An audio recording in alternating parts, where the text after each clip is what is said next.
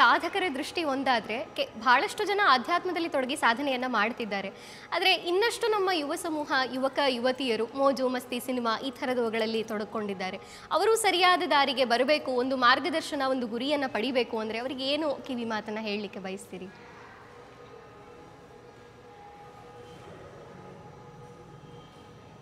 ಸುಖವಾಗಿರಬೇಕಾದದ್ದು ಹೌದು.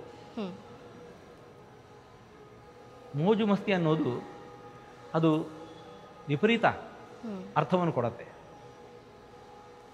4 ದಿವಸ ಮೋಜು ಮಸ್ತಿ, ಅದರ ಮರು ದಿವಸ ವ್ಯಾಧಿಯೋ ಇನ್ನಷ್ಟು ತೊಂದರೆಗಳು ಇವೆಲ್ಲ ಪ್ರಾರಂಭ ಆಗಿ ಶುರುವಾಗ್ತವೆ.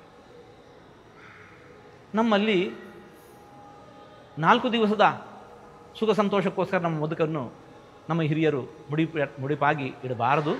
ಶಾಶ್ವತ ಸುಖವನ್ನು ಪಡೆಯಬೇಕು. ಇಲ್ಲಿ ಕಷ್ಟಪಡಬೇಕು ಅಂತ ಹೇಳೋದಲ್ಲ, ಸುಖವನ್ನು ಯಾವುದನ್ನು ಅನುಭವಿಸಬಾರದು ಹೇಳೋದಲ್ಲ. ಎಷ್ಟು ಬೇಕೋ ಅಷ್ಟು ಅಗತ್ಯವನ್ನು ಅವಶ್ಯವಾಗಿ ಅನುಭವಿಸಬೇಕು. ಉಳಿದಂತೆ ಶಾಶ್ವತವಾದಂತಹ ಸುಖ ಸಂತೋಷ ಏನಿದೆ ಅದನ್ನು ಪಡೆಯುವುದರಲ್ಲಿ ಕೂಡ ನಾವು ಶ್ರಮಿಸಬೇಕು. ಇವತ್ತು ದುಡಿದದ್ದನ್ನೆಲ್ಲ ಇವತ್ತೇ ತಿಂದು ಖರ್ಚು ಮಾಡಿ ಕೂತ್ರೆ ನಾಳೆಗೇನೂ ಗೊತ್ತಿಲ್ಲ. ಹಾಗಾಗಬಾರದು. ಇದು ಈ ಆತ್ಮನ ಸುಖದ ಬಯಕೆ ಏನಿದೆ ಆ ವಿಷಯದಲ್ಲೂ ಹಾಗೆ. ಭೌತಿಕವಾದ ಸುಖ ದೇಹಕ್ಕೆ ಎಷ್ಟು ಬೇಕು ಅದನ್ನು ಅವಶ್ಯವಾಗಿ ಉಣ್ಣೋಣ, ಬೇಡ ಅಂತ ಅನ್ನೋದಿಲ್ಲ.